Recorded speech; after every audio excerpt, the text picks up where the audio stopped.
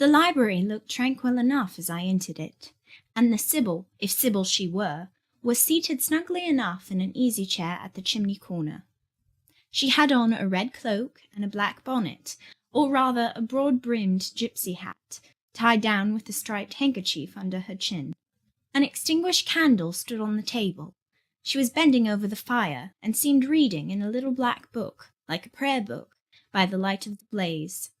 She muttered the words to herself, as most old women do, while she read. She did not desist immediately on my entrance. It appeared she wished to finish a paragraph. I stood on the rug and warmed my hands, which were rather cold with sitting at a distance from the drawing-room fire. I felt now as composed as ever I did in my life. There was nothing, indeed, in the gypsy's appearance to trouble one's calm. She shut her book and slowly looked up. Her hat brim partially shaded her face, yet I could see, as she raised it, that it was a strange one. It looked all brown and black. Elf locks bristled out from beneath a white band which passed under her chin and came half over her cheeks, or rather jaws. Her eye confronted me at once, with a bold and direct gaze. "Well, and you want your fortune told?" she said, in a voice as decided as her glance, as harsh as her features. "I don't care about it, mother. You may please yourself, but I ought to warn you, I have no faith." "It's like your impudence to say so. I expected it of you. I heard it in your step as you crossed the threshold." "Did you? You've a quick ear." "I have, and a quick eye, and a quick brain." "You need them all in your trade." "I do, especially when I've customers like you to deal with. Why don't you tremble?" "I'm not cold." "Why don't you turn pale?" "I'm not sick." "Why don't you consult my art?" "I'm not silly." "The The old crone nickered a laugh under her bonnet and bandage. She then drew out a short black pipe, and lighting it, began to smoke. Having indulged a while in this sedative, she raised her bent body, took the pipe from her lips, and while gazing steadily at the fire, said very deliberately, You are cold, you are sick, and you are silly." "Prove it," I rejoined. "I will, in few words. You are cold because you are alone. No contact strikes the fire from you that is in you. You are sick because the best of feelings, the highest and the sweetest given to man, keeps far away from you. You are silly because, suffer as you may, you will not beckon it to approach, nor will you stir one step to meet it where it waits you." She again put her short black pipe to her lips and renewed her smoking with vigour. You might say all that to almost anyone who you knew lived as a solitary dependent in a great house. "I might say it to almost anyone, but would it be true of almost anyone?" In my circumstances. "Yes, just so, in your circumstances. But find me another precisely placed as you are." It would be easy to find you thousands. "You could scarcely find me one. If you knew it, you are peculiarly situated. Very near happiness. Yes, within reach of it. The materials are all prepared. There only wants a movement to combine them. Chance laid them somewhat apart. Let them be once approached, and bliss results." I don't understand enigmas. I never could guess a riddle in my life. "If you wish me to speak more plainly, show me your palm." And I must cross it with silver, I suppose. "To be sure." I gave her a shilling.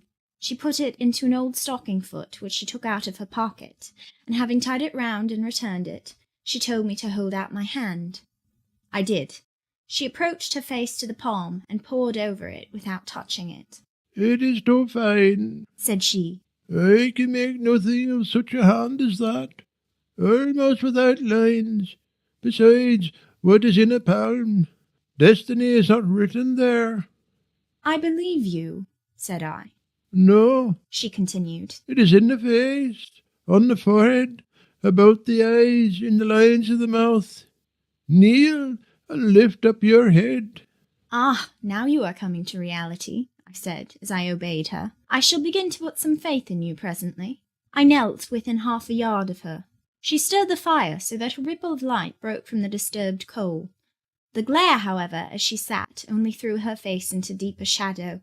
Mine, it illumined. "I wonder with what feelings you came to me tonight," she said, when she had examined me a while. "I wonder what thoughts are busy in your heart during all the hours you sit in yonder room, with the fine people flitting before you like sheeps in a magic lantern.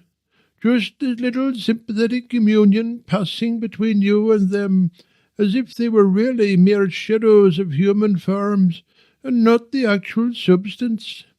I feel tired, often, sleepy sometimes, but seldom sad. "Then you have some secret hope to buoy you up and please you with whispers of the future?" Not I.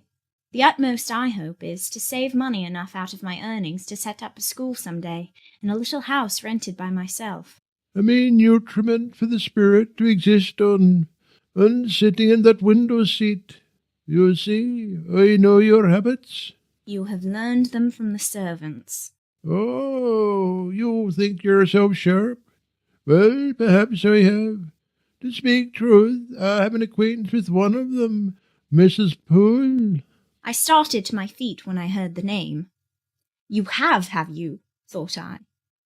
There is diablerie in the business after all, then. "Don't be alarmed," continued the strange being. "She's a safe hand, is Mrs. Poole, close and quiet. Anyone may repose confidence in her. But, as I was saying, sitting in that window seat, do you think of nothing but your future school? Have you no present interest in any of the company who occupy the sofas and the chairs before you? Is there not one face you study, one figure whose movements you follow with the least curiosity?" I like to observe all the faces and all the figures. "But do you never single one from the rest? Or it may be, two?" I do frequently, when the gestures or looks of a pair seem telling a tale. It amuses me to watch them. "What tale do you like best to hear?" Oh, I have not much choice. They generally run on the same theme, courtship, and promise to end in the same catastrophe, marriage. "And do you like that monotonous theme?" Positively, I don't care about it. It is nothing to me. "Nothing to you? When a lady, young and full of life and health, charming with beauty, and endowed with the gifts of rank and fortune, sits and smiles in the eyes of a gentleman, you—" I what? "You know, and perhaps think well of." I don't know the gentlemen here. I've scarcely interchanged a syllable with one of them. But as to thinking well of them, I consider some respectable and stately and middle-aged, and others young, dashing, handsome, and lively. But certainly they are all at liberty to be the recipients of whose smiles they please, without my feeling disposed to consider the transaction of any moment to me. "You don't know the gentleman here? You have not exchanged a syllable with one of them? Will you say that of the master of the house?" He is not at home. "A profound remark. A most ingenious quibble. He went to Millcote this morning, and will be back here to-night or to-morrow. Does that circumstance exclude him from the list of your acquaintance? Blot him, as it were, out of existence?" No, but I can scarcely see what Mr. Rochester has to do with the theme you had introduced. "I was talking of ladies smiling in the eyes of gentlemen, and of late so many smiles have been shed into Mr. Rochester's eyes that they overflow like two cups filled above the brim. Have you never remarked that?" Mr. Rochester has a right to enjoy the society of his guests. "No question about his right. But have you never observed that, of all the tales to hear about matrimony, Mr. Rochester has been favoured with the most lively and the most continuous?" The eagerness of a listener quickens the tongue of a narrator. I said this rather to myself than to the gypsy, whose strange talk, voice, manner had by this time wrapped me in a kind of dream. One unexpected sentence came from her lips after another, till I got involved in a web of mystification, and wondered what unseen spirit had been sitting for weeks by my heart, watching its workings, and taking record of every pulse. "Eagerness of a listener," repeated she. "Yes, Mr. Rochester had sat by the hour, his ear inclined to the fascinating lips that took such delight in their task of communicating. And Mr. Rochester was so willing to receive, and looked so grateful for the pastime given him. You have noticed this? Grateful? I cannot remember detecting gratitude in his face. Detecting? You have analyzed, then. And what did you detect, if not gratitude? I said nothing. You have seen love, have you not? And looking forward, you have seen him married, and beheld his bride happy? Humph, not exactly. Your witch's skill is rather at fault sometimes. What the devil have you seen, then? Never mind. I came here to inquire, not to confess. Is it known that Mr. Rochester is to be married? Yes, and to the beautiful Miss Ingram. Shortly. Appearances would warrant that conclusion. And no doubt, though with an audacity that wants chastising out of you, you seem to question it. They will be a superlatively happy pair. He must love such a handsome, noble, witty, accomplished lady. And probably she loves him, or if not his person, at least his purse.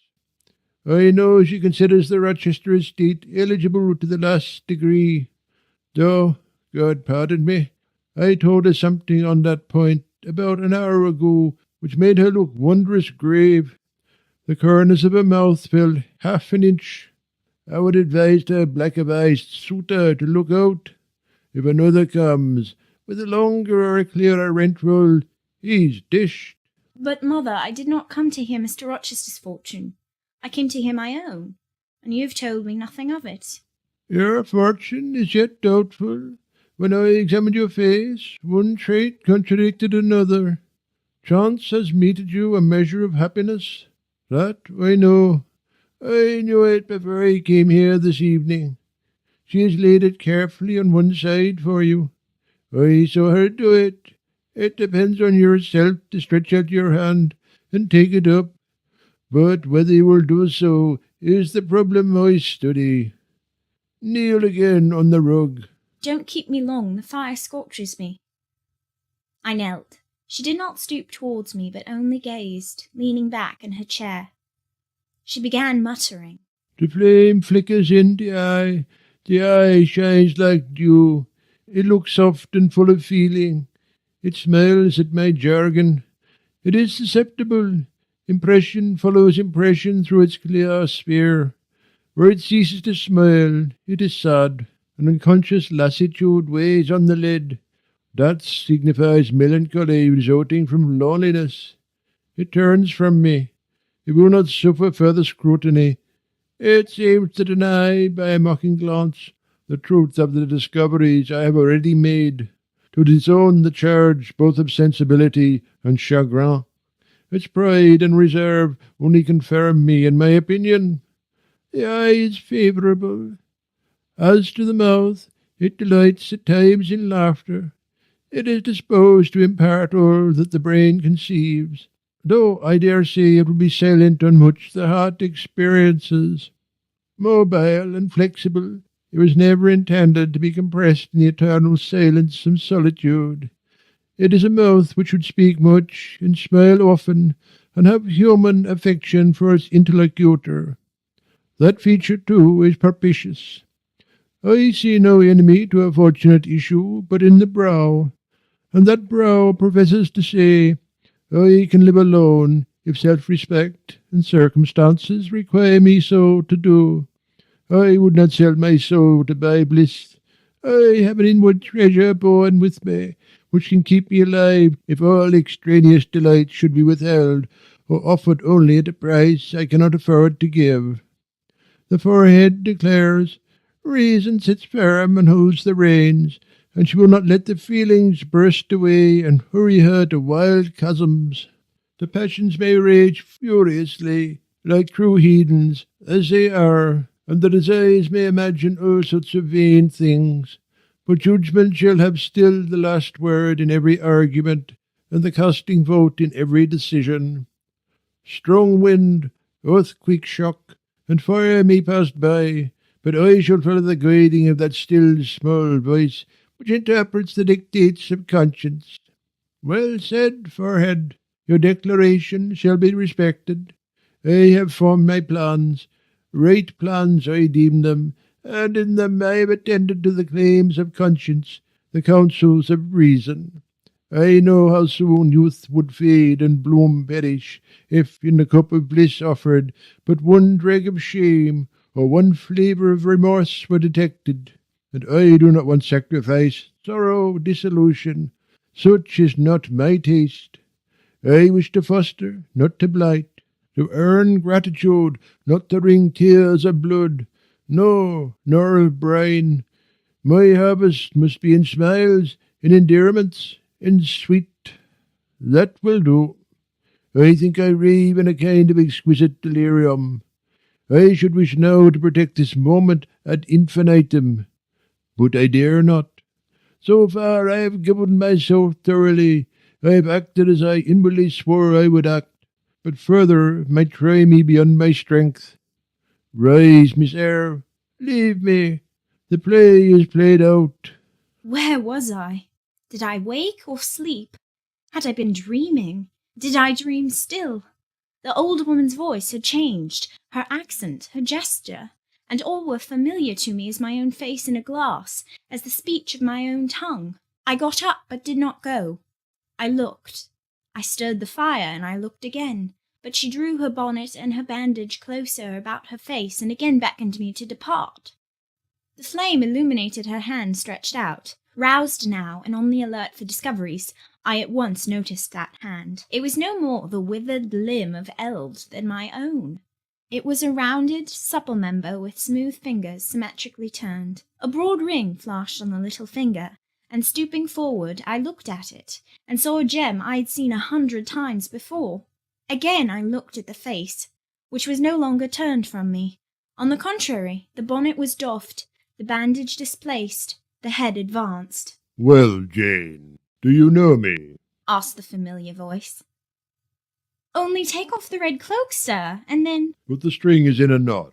Help me. Break it, sir. There, then. Off, ye lendings. And Mr. Rochester stepped out of his disguise. Now, sir, what a strange idea! But well carried out, eh? Don't you think so? With the ladies you must have managed well. But not with you. You did not act the character of a gypsy with me. What character did I act? My own? No, some unaccountable one. In short, I believe you have been trying to draw me out. Or in. You have been talking nonsense to make me talk nonsense. It is scarcely fair, sir. Do you forgive me, Jane? I cannot tell till I have thought it all over.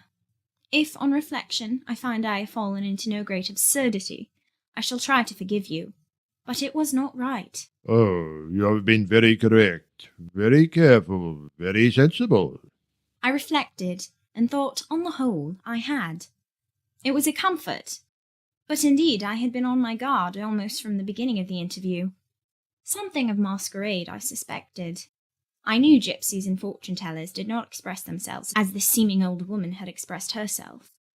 Besides, I had noted her feigned voice, her anxiety to conceal her features. But my mind had been running on Grace Poole, that living enigma, that mystery of mysteries, as I considered her. I had never thought of Mr. Rochester. Well, said he. What are you musing about? What does that grave smile signify? Wonder and self-congratulation, sir. I have your permission to retire now, I suppose. No, stay a moment, and tell me what the people in the drawing-room yonder are doing. Discussing the gypsy, I dare say. Sit down. Let me hear what they said about me. I'd better not stay long, sir. It must be near 11 o'clock. Oh, are you aware, Mr. Rochester, that a stranger has arrived here since you left this morning? A stranger? No. Who can it be?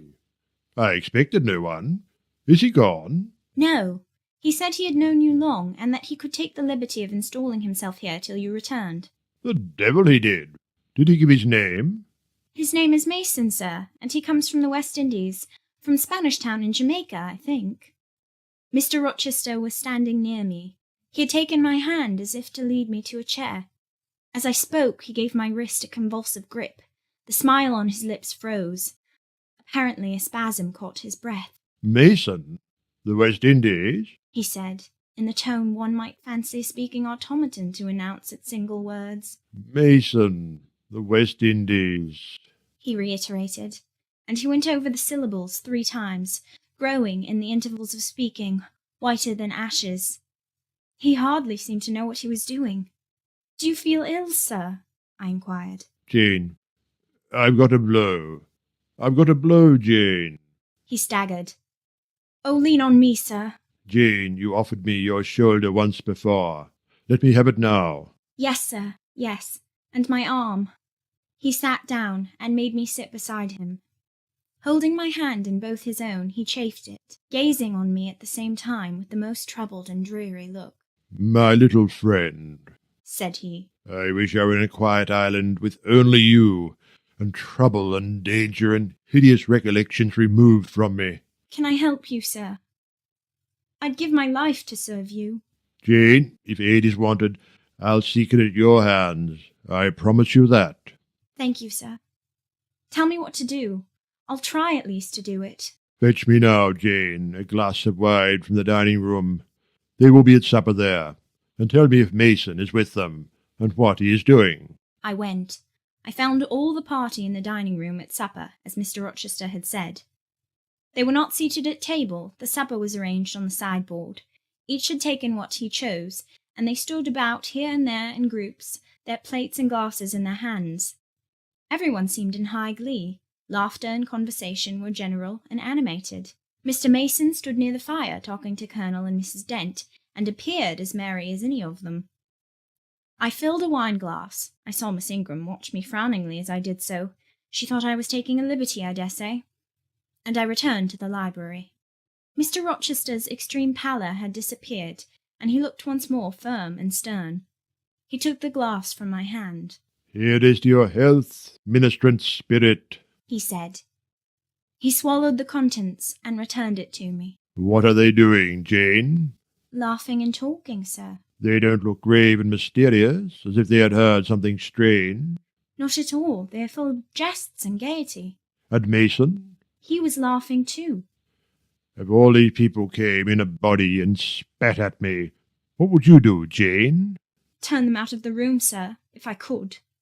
He half smiled. But if I were to go to them, and they only looked at me coldly, and whispered sneeringly amongst each other, and then dropped off and left me one by one, what then? Would you go with them? I rather think not, sir. I should have more pleasure in staying with you. To comfort me? Yes, sir, to comfort you, as well as I could. And if they laid you under a ban for adhering to me? I probably should know nothing about their ban, and if I did, I should care nothing about it. Then you could dare censure for my sake? I could dare it for the sake of any friend who deserved my adherence, as you, I am sure, do. Go back into the room, step quietly to Mason, and whisper in his ear that Mr. Rochester is come and wishes to see him. Show him in here, and then leave me. Yes, sir. I did his behest. The company all stared at me as I passed straight among them. I sought Mr. Mason, delivered the message, and preceded him from the room. I ushered him into the library, and then I went upstairs. At a late hour, after I had been in bed some time, I heard the visitors repair to their chambers. I distinguished Mr. Rochester's voice, and heard him say, This way, Mason. This is your room. He spoke cheerfully. The gay tones set my heart at ease. I was soon asleep.